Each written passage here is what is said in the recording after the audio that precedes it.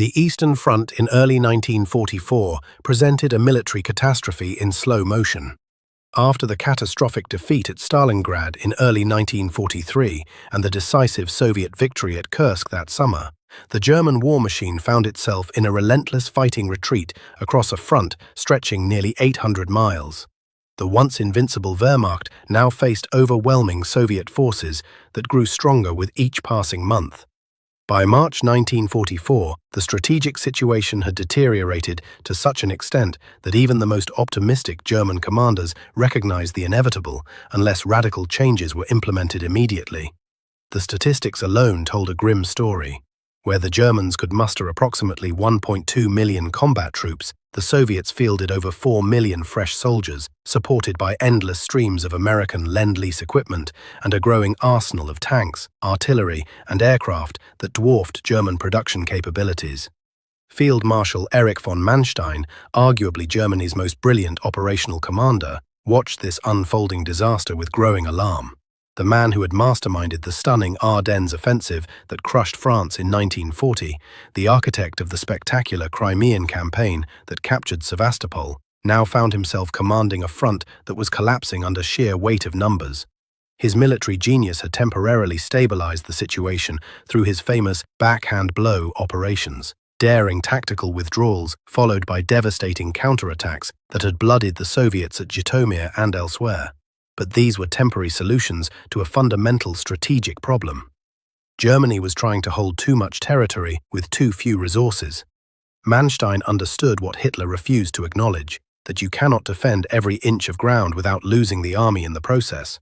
The immediate crisis erupted in early March 1944 when the Soviet 1st and 2nd Ukrainian fronts launched a massive pincer movement against General Hans Valentin Huber's 1st Panzer Army.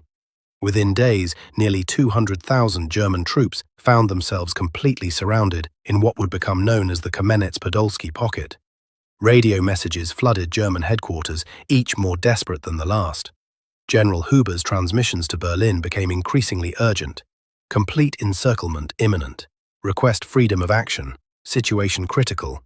The professional soldiers reading these messages understood their meaning.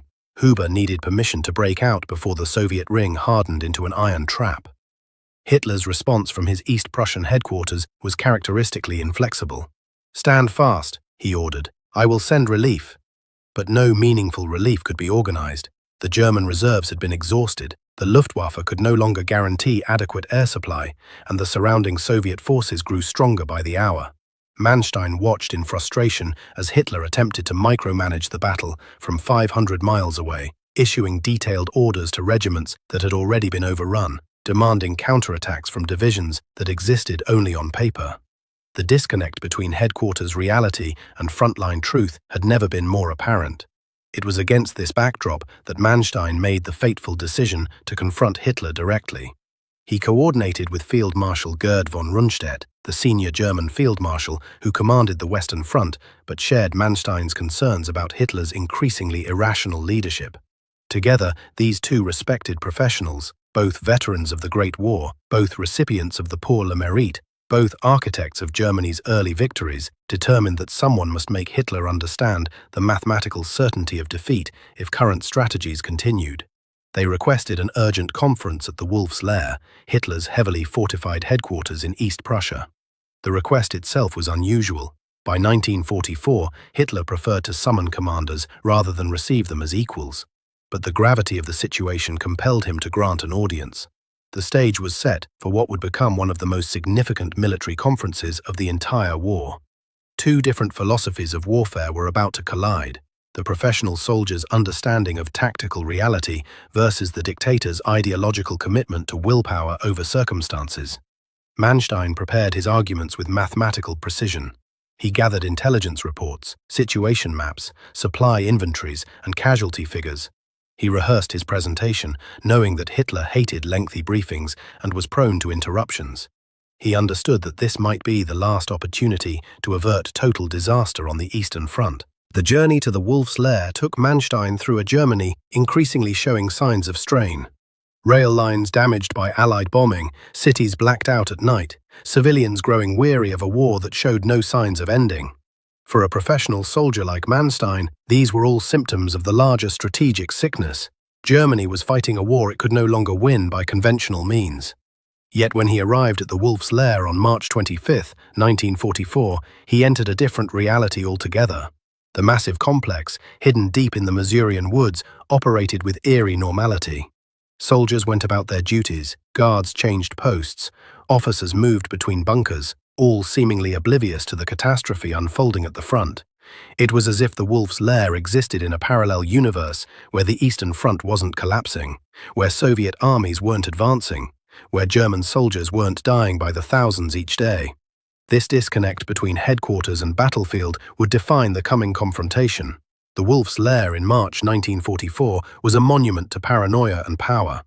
Hidden beneath camouflage netting and surrounded by multiple security rings, the complex had evolved from a temporary field headquarters into a permanent fortress. 3 concentric security zones protected the inner sanctum where Hitler planned his campaigns, each ring more heavily guarded than the last. Some 2,000 security personnel monitored every movement, every visitor, every communication.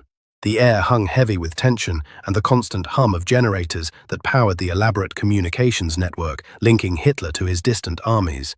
When Manstein and Rundstedt passed through the final checkpoint, they entered a world where reality had become subordinate to the Führer's will. The conference room itself reflected Hitler's peculiar working style.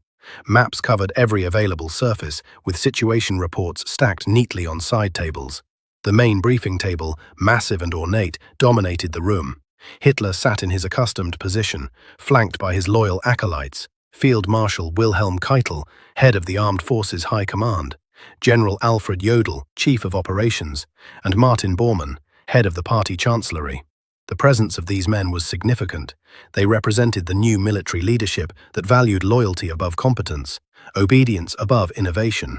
They formed a protective circle around Hitler, insulating him from unpleasant truths and reinforcing his convictions. Manstein immediately noticed the physical changes in Hitler since their last meeting. The once vibrant leader now appeared pale and aged beyond his years. His left hand trembled noticeably, a symptom of the Parkinson's disease that his doctors dared not diagnose aloud. He moved with a stoop, his eyes darting suspiciously around the room. The famous charismatic energy had been replaced by a nervous, almost twitchy intensity. Hitler's personal physician, Dr. Theodor Morell, maintained his functionality through an elaborate regimen of injections and pills, but the physical and mental toll of 5 years of war was evident to any experienced observer. This was not the confident commander of 1940 who had listened carefully to his generals before making decisions. The meeting began with military formalities. Manstein spread his detailed situation maps across the table, using pointer to indicate the critical sectors. His presentation was a masterpiece of military briefing, clear, converse, and backed by irrefutable data. Mein Führer, he began in his calm, professional tone, the Dnieper line cannot be held with our current resources. The Soviet forces have achieved local superiorities of 5-1 in infantry, 7-1 in tanks, and overwhelming advantage in artillery. We must shorten the front or risk the destruction of entire armies. He pointed to the massive Soviet salients north and south of the German positions, illustrating how Army Group South risked being cut off and annihilated. Hitler's interruption came quickly and angrily. "I will not give up hard-won territory for theoretical advantages," he snapped, his voice rising. "Every field marshal is a liar, every general a traitor." The outburst stunned the room into momentary silence. Manstein, to his credit, maintained his composure. "I have never lied to you," he responded calmly. "I am telling you the truth now. If we do not withdraw to the Bug River line, we will lose Army Group South completely. This is not speculation, it is mathematical certainty." The confrontation had moved beyond strategy into the realm of personal credibility. Then came the exchange that would become legendary among military historians. Manstein, invoking the example of Prussia's greatest military mind, stated firmly, "Even Frederick the Great listened to his generals when the situation demanded strategic wisdom." The reference to Frederick struck a nerve with Hitler, who saw himself as a greater strategist than the Prussian king. Hitler exploded from his chair, his face contorted with rage.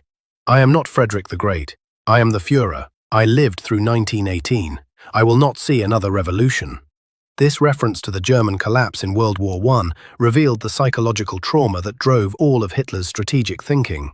He feared retreat more than defeat because retreat reminded him of 1918, of the revolution that had toppled the Kaiser, of the humiliation that had shaped his political career. Field Marshal Rundstedt, the old Prussian aristocrat who had served the Kaiser, now added his voice to the debate.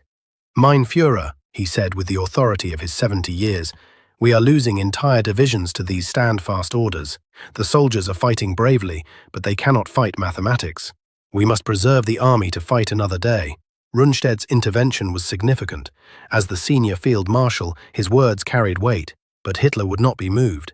Field Marshal Keitel, ever the sycophant, chimed in with his characteristic obsequiousness. "The Führer's strategic genius has never failed us. We must have faith in his vision." The debate continued for nearly 90 minutes, with Manstein and Rundstedt presenting detailed arguments while Hitler countered with emotional outbursts and references to National Socialist willpower overcoming material disadvantages. At one point, Hitler even suggested that the Soviet losses were so massive that they must be nearing collapse, a complete misreading of Soviet manpower reserves and industrial capacity. The professional soldiers in the room knew the truth. The Soviet Union could replace losses in a way Germany could not, and American Lend-Lease was providing the material that sustained the Soviet war machine. The meeting ended as abruptly as it had begun. Hitler, frustrated by the refusal of his commanders to accept his strategic vision, simply turned his back, the ultimate insult in military circles. The message was clear. The discussion was over. The professionals had been dismissed, not with arguments, but with arrogance. As Manstein and Rundstedt gathered their maps in silence, they understood that something fundamental had broken in the relationship between Hitler and his military leadership. The professional soldiers had tried to save the German army from destruction, but the politician in uniform had refused to listen to military reality. The consequences of this refusal would unfold with terrifying speed in the coming months. The dismissal came with bureaucratic efficiency 5 days after the confrontation. On March 30, 1944, official orders arrived relieving Field Marshal Erich von Manstein of command of Army Group South. In a characteristic Hitlerian touch, the dismissal came wrapped in honors. Manstein received oak leaves to his Knight's Cross, a meaningless decoration for a soldier who had just been told his services were no longer required. The official announcement spoke of health reasons and the need for fresh leadership, but every professional officer understood the truth. Manstein had committed the unforgivable sin of telling Hitler facts he didn't want to hear. His departure marked the end of an era in German military leadership, the final removal of the last commander who could speak to Hitler as something approaching an equal. Manstein's reaction to his staff became the stuff of military legend. "I serve Germany, not just one man," he told his aides as he packed his headquarters. The statement encapsulated the fundamental conflict that had torn the German officer corps apart. The tension between oath to country and obedience to leader. For the professional soldiers who had served under Manstein, his dismissal sent a chilling message. Military competence mattered less than political loyalty. Strategic wisdom counted for nothing against ideological purity. The message reverberated through headquarters across the Eastern Front, where other capable commanders wondered if they would be next. The purge extended quickly beyond Manstein. Field Marshal Gerd von Rundstedt, who had supported Manstein during the fatal conference, found himself retired within weeks. The old soldier, who had served Germany since before Hitler was born, received his dismissal with Prussian stoicism. Though Hitler would recall him months later to command the Western Front during the Normandy crisis, the damage had been done. The senior leadership that had guided Germany through the early victories was being systematically removed.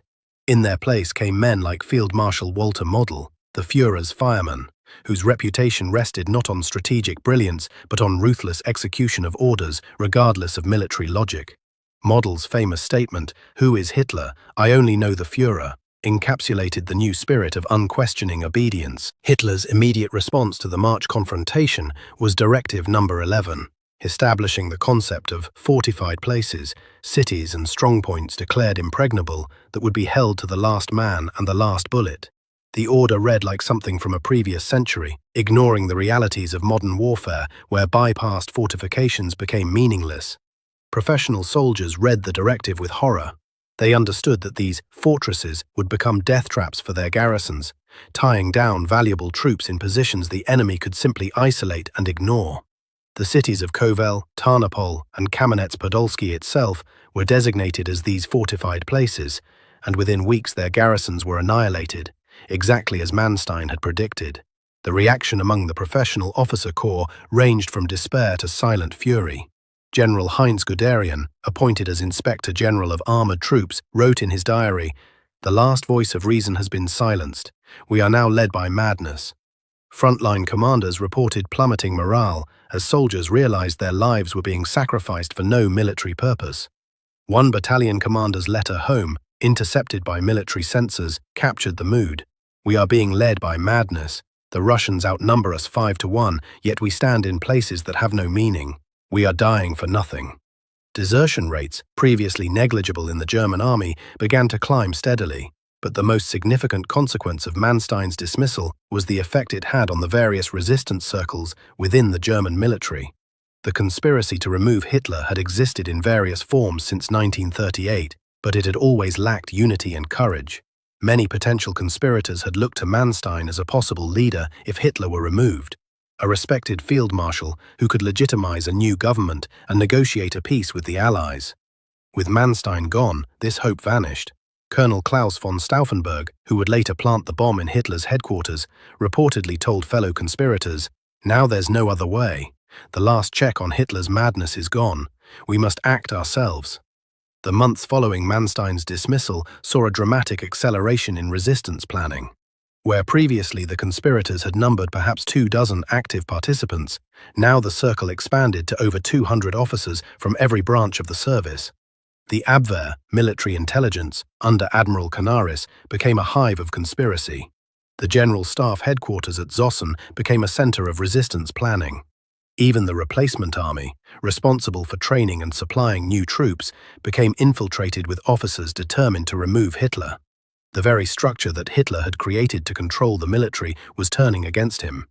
By June 1944, the military situation had deteriorated exactly as Manstein had predicted. The Soviets launched Operation Bagration, destroying Army Group Center and advancing 300 miles in 2 months.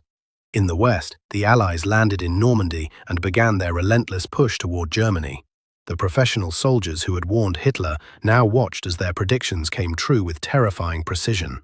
The fortified places became death traps, the stand-fast orders resulted in entire armies being encircled, and the German military machine that had once dominated Europe now faced destruction on all fronts. The breakdown between Hitler and his professional officers had become complete, and the consequences would be felt not just on the battlefield, but in the very heart of Hitler's headquarters. The dismissal of Manstein and the subsequent military disasters created a sense of urgent desperation among the conspirators. Major General Henning von Treschow, the intellectual leader of the military resistance, assessed the situation with stark clarity. The assassination must be attempted at any cost. Even if it fails, we must take action in Berlin. For the practical purpose no longer matters. What matters is that the German resistance movement has dared the decisive blow before the eyes of the world and of history. This statement, made in early July 1944, captured the changed mentality among the plotters. Where previously they had sought a successful coup that could negotiate peace, now they acted out of moral necessity. Someone had to demonstrate to the world that not all Germans followed Hitler into the abyss.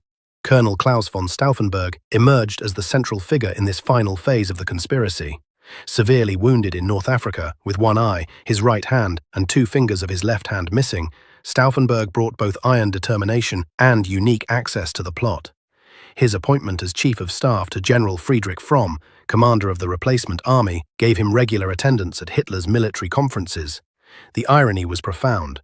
Hitler's distrust of frontline generals had led him to rely increasingly on staff officers from the replacement army, thus giving Stauffenberg the access the conspirators had long sought. The very paranoia that had caused Hitler to dismiss Manstein now created the opportunity for his assassination. The conspiracy's planning became increasingly sophisticated throughout June and early July 1944. Operation Valkyrie, originally a contingency plan for suppressing civil unrest, was adapted into a detailed coup d'état blueprint. The plotters secured support from key military district commanders, prepared proclamations for radio broadcast, and identified sympathetic officials for a new government. What had begun as loose discussions among disillusioned officers had evolved into a comprehensive plan to seize power, eliminate the Nazi leadership, and negotiate an armistice with the Allies. The speed of this transformation reflected the growing consensus among professional officers that Hitler was leading Germany to total destruction. Stauffenberg's first assassination attempt occurred on July 11, 1944, at the Berghof, Hitler's mountain retreat. He carried a bomb in his briefcase but aborted the attempt when Heinrich Himmler, whom the plotters wanted eliminated simultaneously, failed to attend the conference. This decision reflected the military precision the plotters brought to their operation. They sought not just to kill Hitler, but to decapitate the entire Nazi leadership structure. A second attempt on July 15 also failed when Hitler left the conference unexpectedly early. These near misses created tension among the conspirators, some of whom worried about security breaches, but Stauffenberg remained determined. The final opportunity came on July 20, 1944. Stauffenberg was summoned to the Wolf's Lair for a situation conference regarding the collapsing Eastern Front. He carried 2 pounds of British plastic explosive in his briefcase, with a simple chemical fuse that gave him approximately 10 minutes after activation. The meeting was held not in the underground bunker, but in a wooden barrack building, a crucial detail that affected the bomb's impact. Of approximately 24 persons in the conference room, Stauffenberg positioned himself near Hitler, placed his briefcase under the heavy oak table, then excused himself to take a phone call. The explosion at 12:42 p.m. ripped through the conference room, instantly killing 4 officers and severely injuring most others. Hitler survived, protected by the heavy table leg that diverted the blast and the wooden construction of the building that allowed pressure to dissipate. His injuries, burst eardrums, burned hair, and numerous cuts, were painful but not life-threatening. The initial confusion worked in Hitler's favor as Stauffenberg, convinced the explosion must have killed everyone in the room, bluffed his way through security checkpoints and flew immediately to Berlin to activate the coup. In Berlin, the conspirators at the Bendler Block, military headquarters, initiated Operation Valkyrie around 4 p.m. They began seizing government buildings, arresting SS officials, and cutting communications. For a few hours, the coup appeared to be succeeding, but critical errors, failure to immediately secure the radio network, hesitation by key military commanders, and, most importantly, the failure to confirm Hitler's death, doomed the operation. By 6 p.m., radio broadcasts from the Wolf's Lair confirmed Hitler was alive, and the conspiracy began to unravel with terrifying speed. The revenge that followed was swift and brutal. That first night, Stauffenberg and 3 other principal conspirators were executed by firing squad in the courtyard of the Bendler Block. Their last words, "Long live sacred Germany," echoed in the darkness. But this was only the beginning. Over the following weeks, the Gestapo arrested nearly 7,000 suspects. A special People's Court, under the infamous Judge Roland Freisler, conducted show trials that sentenced hundreds to death. The executions were deliberately brutal. Many victims were hanged with piano wire from meat hooks, a slow strangulation that Hitler personally ordered filmed for his viewing pleasure. By the time the purge concluded, 4,980 executions had been documented, including 19 generals, 26 colonels, and hundreds of other officers. The German officer corps that had once been the envy of the world now lay decimated, not by enemy action, but by its own commanders' paranoia. The last vestiges of military professionalism died on those gallows, replaced by unquestioning loyalty to a leader who trusted no one. The breach that had begun with Manstein's dismissal in March had culminated in the bloodbath of July 20th, and the German war effort would never recover. The aftermath of the July 20th plot completed the transformation of German military leadership that had begun with Manstein's dismissal. Hitler's distrust of the professional officer corps now became outright hostility. He appointed Nazi loyalists to key positions, regardless of military competence. The once proud general staff became little more than a transmission belt for Hitler's increasingly delusional orders. The famous Prussian military tradition, with its emphasis on professional judgment and strategic wisdom, died in the purges that followed the failed assassination attempt. What remained was a hollow shell, a military machine going through the motions while awaiting inevitable defeat. The operational consequences manifested immediately on both Eastern and Western fronts. Hitler's interference in military decisions reached pathological levels. He demanded counterattacks by divisions that existed only on paper, issued hold-at-all-costs orders to units already destroyed, and planned grand encirclements that ignored the reality of Allied air superiority and Soviet numerical advantage. The disconnect between headquarters and battlefield became absolute. Seasoned commanders watched in despair as Hitler shuffled army groups like chess pieces, while ignoring the fundamental mathematics of warfare. The professional soldiers had been right all along. Willpower could not overcome material disadvantage, faith could not stop tank divisions. By early 1945, the situation had deteriorated beyond redemption. Hitler retreated permanently to his Berlin bunker, surrounded by sycophants and cut off from military reality.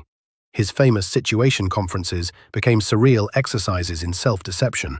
He ordered attacks by armies that had surrendered weeks earlier, directed non-existent panzer divisions to relieve besieged cities, and planned grand strategies while Soviet artillery shells fell just miles from his bunker. The professional soldiers who might have told him the truth were all dead, dismissed, or too terrified to speak. The breach that had opened in March 1944 had become an unbridgeable chasm. The final irony arrived in April 1945. As Soviet troops fought street by street toward the Reich Chancellery, the few remaining professional soldiers attempted one last intervention. General Gotthard Heinrichi, commanding Army Group Vistula, deliberately disobeyed Hitler's stand-fast orders to save his troops from annihilation. Other commanders across Germany made similar decisions, surrendering to Western allies against explicit orders, allowing units to disband rather than fight hopeless battles. In the end, the professionals Hitler had distrusted completed the process that began with Manstein's dismissal. They took back control of the army, not through conspiracy, but through surrender. The legacy of that March 1944 confrontation extends beyond military history into timeless lessons about leadership and reality. When Hitler dismissed Manstein, he wasn't just replacing a commander, he was rejecting reality itself. He was choosing ideological purity over professional competence, personal loyalty over strategic wisdom. The consequences unfolded with the inevitability of a Greek tragedy. The broken trust led to conspiracy. The conspiracy led to purges. The purges led to military collapse. The professionals had tried to save Germany from catastrophe, but the politician in uniform had refused to listen. In the end, reality always wins, and the price of ignoring it is paid in blood and ruin. The German army of 1945 became the final casualty of a breach that had opened 1 year earlier in a bunker in East Prussia.